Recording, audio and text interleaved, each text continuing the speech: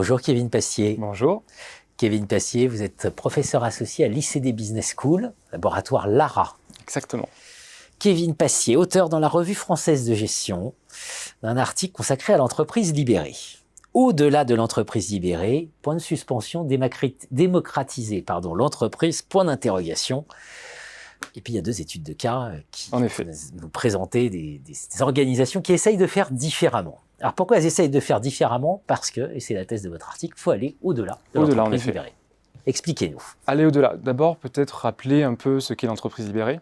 Ça a fait un tabac, ce concept. Exactement, ça a fait un tabac, ça a été beaucoup médiatisé. Et l'idée, c'était de libérer les salariés et le travail d'une certaine bureaucratisation, prescription managériale.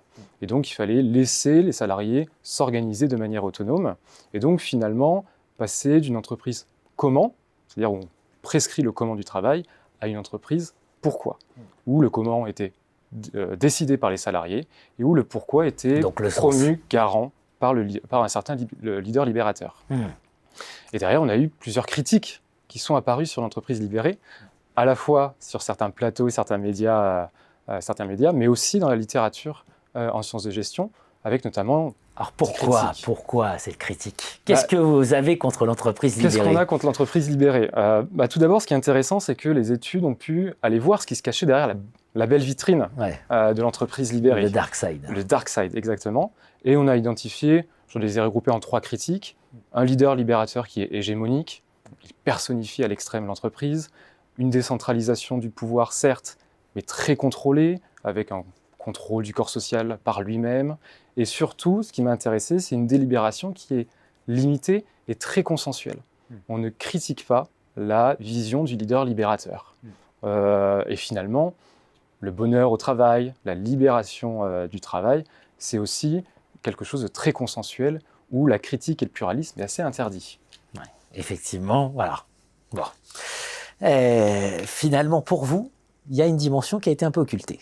Exactement. Cette dimension, c'est le contrôle dit exclusif de la gouvernance. Expliquez-vous. Quand on regarde, quand on lit les promoteurs de l'entreprise libérée, on se rend compte qu'il y a une forme d'impensé. Il faut libérer le travail, mais la question de la gouvernance et la question de la propriété du capital n'est jamais explicitement abordée. C'est une non-question, en fait.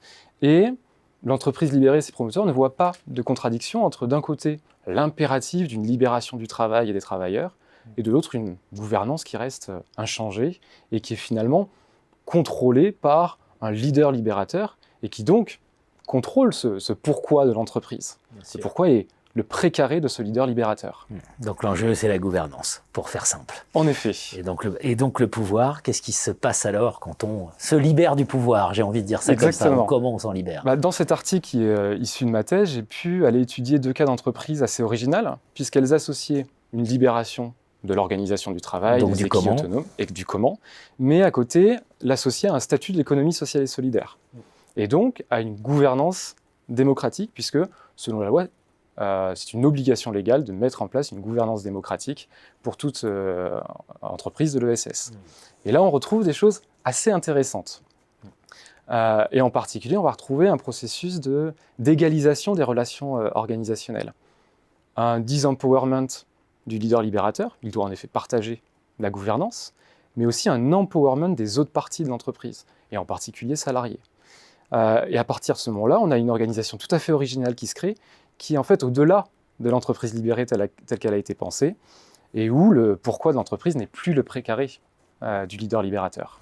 Quels enseignements finalement pour des entreprises qui voudraient s'engager dans cette démarche au-delà de l'entreprise libérée? Ce qui est intéressant, c'est qu'à partir du moment où on libère ces 2 niveaux de l'entreprise, j'ai pu identifier que le pourquoi devenait ce qu'on pourrait appeler une figure libre.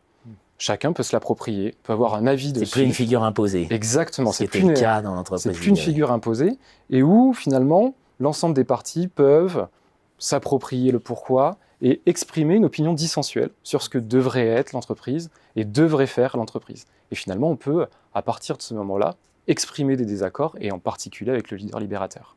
Merci Kevin Passier. C'est dans le numéro 311 de la Revue française de gestion. Merci à vous.